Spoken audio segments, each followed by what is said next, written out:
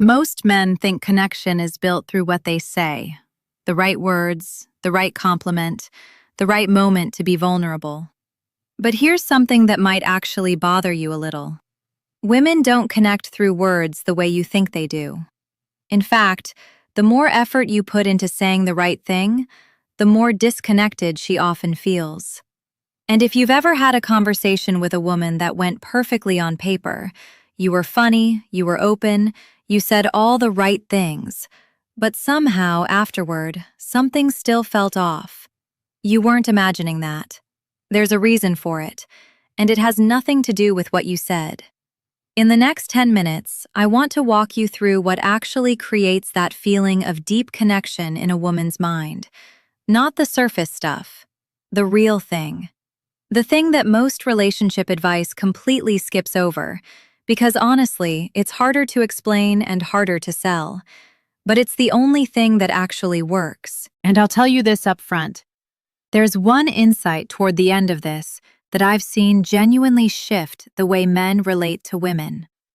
Not in a manipulative way, in a way that makes everything feel easier, more natural, like you finally stop swimming against the current. We'll get there. But first, let's talk about why almost everything you've been taught about connection is slightly off. Here's the thing about connection. We talk about it like it's this big emotional event, like there's supposed to be this moment where two people look at each other and something clicks, like it's a switch that gets flipped. But that's not how it actually works in her mind. Connection, for a woman, isn't built in the big moments. It's built in the small ones. The ones that happen so quietly that most men don't even notice they're occurring. Think about it this way. When a woman says she doesn't feel connected to someone, she rarely means, "He never told me how he felt." More often, she means something she can't even fully put into words. Something like, "I don't feel like he actually sees me." Or, "I feel like I'm performing around him, not just being." That distinction matters more than anything else I'm going to say today. There's a psychological concept that researchers call felt security. It's not about safety in the physical sense, it's about whether or not a person feels like they can exist, genuinely exist, with their actual thoughts and moods and weird little moments, without being judged, managed, or fixed. Women are incredibly sensitive to this, not because they're fragile, because they've spent years learning to read rooms, read people, adjust themselves based on what others need. It's almost automatic at this point. So when she's around a man, she's not just listening to what he says, she's feeling whether she can relax. And here's where most men get it wrong. They think making a woman feel connected means doing more, saying more, being more emotionally available, more expressive, more present. And so they try harder. They ask more questions. They share more. They perform openness. But she can feel that. She can feel when someone is trying to connect versus when someone is just there, comfortable, unforced. The effort itself is the signal. When you're working hard to create connection, what she actually receives is a kind of low-level pressure, not intentional, not aggressive, just this subtle sense that something is being built, something is being wanted from her. And that feeling, that almost invisible pressure, is exactly what prevents the thing you're trying to create. It's counterintuitive, I know. But think about the last time you felt genuinely at ease with someone. You probably weren't thinking about the connection at all. You were just in it. And that ease, that's what she's looking for. Not a man who's trying to connect with her, a man who doesn't need to try. Now, what does that actually look like in real life? Because I don't want this to stay abstract. I want you to actually see it. That's what the next part is about. Let me give you a real scenario. Picture this. A man, we'll call him Daniel, is on a second date with a woman he genuinely likes. They're at a casual restaurant, nothing fancy. The conversation is going well by most measures. He's asking her about her work. She's answering. He's nodding, responding, sharing a bit about himself. On paper, good date. But at some point, she says something offhand. Something like, I don't know, I've just been feeling really stuck lately. Like I'm doing everything right, but nothing's actually moving. And Daniel, because he's a thoughtful guy, because he cares, immediately goes into response mode. Have you tried setting smaller goals? Sometimes when I feel like that, I just break things down into steps. She smiles, says, yeah, maybe, changes the subject, and something quietly closes, not dramatically. She didn't get up and leave. The date continued. But something that was starting to open shut back down. Here's what happened in that moment. She wasn't asking for advice. She was doing something much more vulnerable than that. She was letting him see a moment of real uncertainty. A crack in the I have it together version of herself. That's actually a significant thing for a lot of women to do. It doesn't look significant from the outside. It just sounds like a casual comment. But internally, there's a small act of trust happening. And what she needed, what would have actually landed, wasn't a solution. It was just acknowledgement, recognition. Someone sitting with her in that feeling for even 3 seconds before the conversation moved on. Something as simple as, yeah, that feeling is exhausting. Like you're doing everything you're supposed to and it still doesn't feel like enough. That's it. That's the whole thing. No advice, no fix. Just, I heard the real thing you just said. Now here's what's interesting psychologically. When a woman feels genuinely heard in a moment like that, not managed, not redirected, just heard, something shifts in her nervous system. Literally. The part of her that was quietly bracing, quietly waiting to see how he'd handle it, relaxes. And that relaxation, that's connection. That's the actual feeling she'll associate with him later when she thinks about whether she wants to see him again. Not the dinner, not the jokes. That one small moment where she felt like she could be real. But here's where things change, and this is important. Most men, when they hear this, think the lesson is just listen more. And they start performing listening, nodding more, saying more, asking follow-up questions in that slightly deliberate way that actually feels a little clinical if you pay attention to it. That's not it either. Real listening isn't a technique. It's what happens when you're genuinely curious about her. Not about what she thinks of you.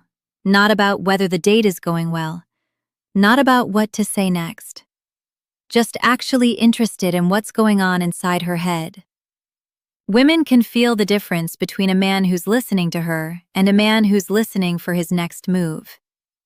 It's not something they consciously analyze. It just registers as a feeling. Ease, or the absence of it. And the men who naturally make women feel connected, they're not doing anything particularly clever. They're just not distracted by their own performance. They're actually there.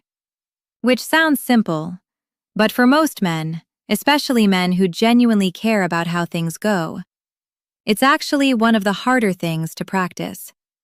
Because caring about the outcome is exactly what pulls your attention away from the moment itself.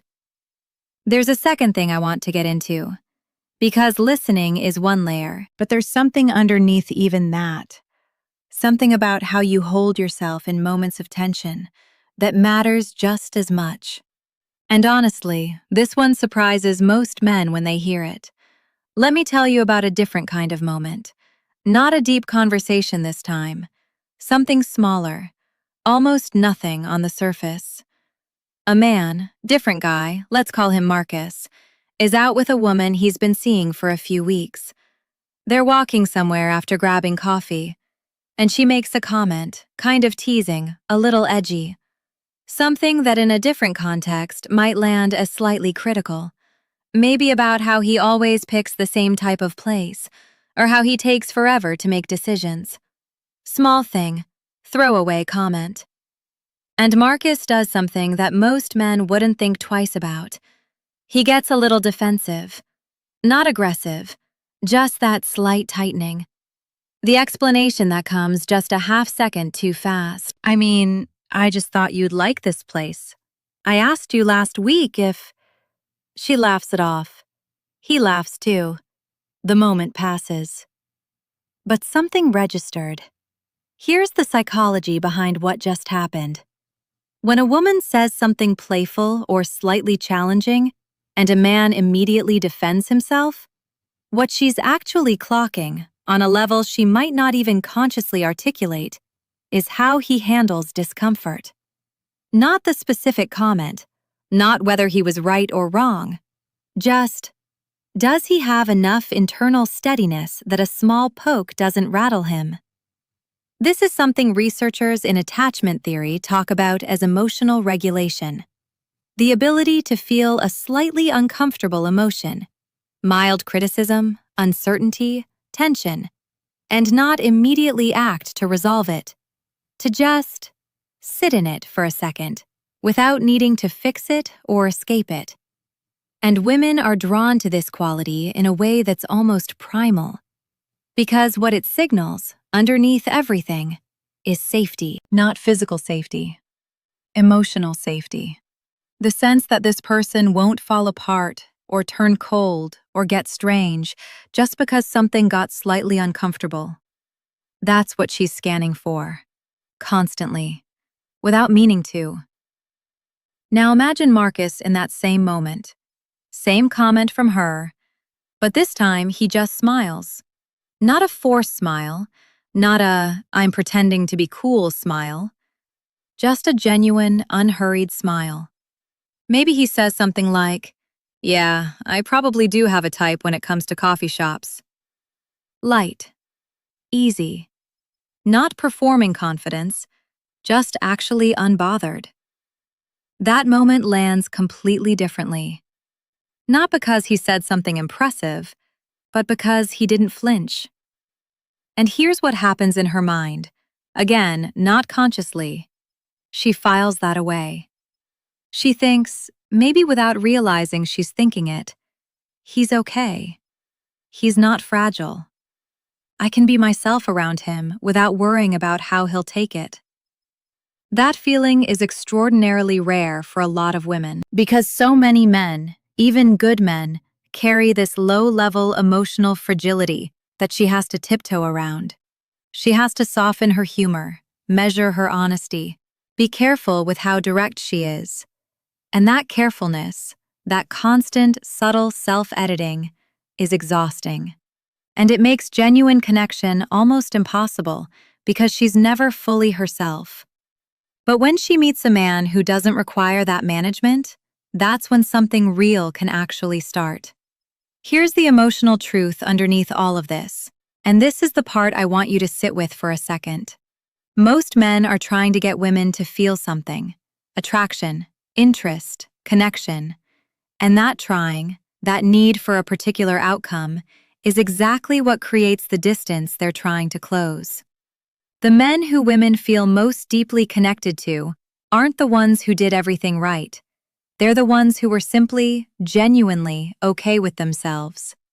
Not performing okayness, not working on their confidence, just settled, present, not needing the moment to go a specific way. And she could feel that, in the way he listened, in the way he didn't flinch, in the way he didn't rush to fill silence. Silence. Actually, that's worth mentioning. Most men are terrified of silence on a date, so they fill it, immediately. A new question, a new topic, a joke. Anything to keep the energy moving, to prevent some imaginary awkwardness from settling in. But here's what silence actually is, when you stop being afraid of it. It's space. Space for her to feel something without it being immediately covered over. Space where she can just exist with you for a second, without anything being required of her. And women, especially women who spend their days managing other people's needs and emotions, find that space genuinely rare. A man who can sit in comfortable silence with her isn't boring. He's a relief. That's the emotional peak of all of this, really. Connection isn't something you build toward. It's something that emerges when you stop obstructing it. When you stop performing, stop managing, stop needing. When you're just actually there, with her, without an agenda underneath it. That shift in how you show up, it changes everything. And I mean that in the most practical, unsexy way possible. Not in a movie way, in a real way. In the way that makes her text first. In the way that makes her want to stay longer. In the way that makes her tell her friend about you. Not because of what you said, but because of how she felt. And that brings me to the last thing, the reframe that ties all of this together. Here's the thing I want to leave you with. Everything we talked about today, the listening, the steadiness, the silence, the not needing the moment to go a specific way, none of it is a technique. I want to be really clear about that. Because if you walk away from this thinking, okay, so I just need to listen more and not get defensive, you'll try to do those things. And it'll feel performative. And she'll feel that too. This isn't a checklist. It's actually a much simpler, and honestly, much harder thing than that. It's about where your attention lives when you're with her. Most men, when they're with a woman they're attracted to, are primarily focused on themselves, not in an arrogant way, in an anxious way. How am I coming across? Is this going well? What should I say next? Does she like me? That internal noise is almost constant, and it pulls you out of the room, out of the actual moment, out of her. And she can feel the absence of you, even when you're physically sitting right there. The shift, the real shift, is when your attention moves outward. When you become genuinely more interested in her experience than in your own performance. When you're actually curious about what she's thinking, what she's feeling, what's going on underneath what she's saying. That curiosity, real, unforced curiosity, is magnetic in a way that no line or technique ever could be. Because it's rare. Because most people spend most conversations waiting for their turn to talk. Because being truly seen, truly paid attention to, is one of the things humans crave most deeply and encounter least often. And when she finds a man who does that, naturally, without needing anything back from it, something in her just opens. Not because he was perfect, not because he said the right things, but because she felt, maybe for the first time in a while, like she didn't have to manage herself around him. Like she could just be a person, her actual person. And that was enough. That's the reframe. Connection isn't something you create in her. It's something that happens in the space you create for her. And the men who understand that really understand it, not just intellectually, but in the way they actually show up. Those men don't struggle with connection. They don't overthink conversations. They don't replay dates wondering what went wrong. Because they're not trying to produce an outcome, they're just present. And presence, real presence, does the work on its own. Now, most men will hear everything I just said and still go back to performing, still go back to optimizing what they say, still focus on themselves when they're nervous. That's just human. That's the default. But a few, a small number, will actually sit with this, will notice the next time they're in a conversation and their attention drifts inward, will catch themselves filling a silence that didn't need filling, will feel the difference between listening to someone and listening for their next move. Those are the men this was made for. If that's you, if something in this actually landed, then stick around. There's more where this came from. Real stuff, not generic advice, not recycled talking points, just honest, grounded insight into how women think, how attraction actually works, and how to show up in a way that feels natural instead of forced. Subscribe if you want more of that. And if this hit differently than you expected, drop a comment. Tell me which part made you think. I actually read those, and it helps me know what to go deeper on next time. That's it for today. Now go be actually present with someone.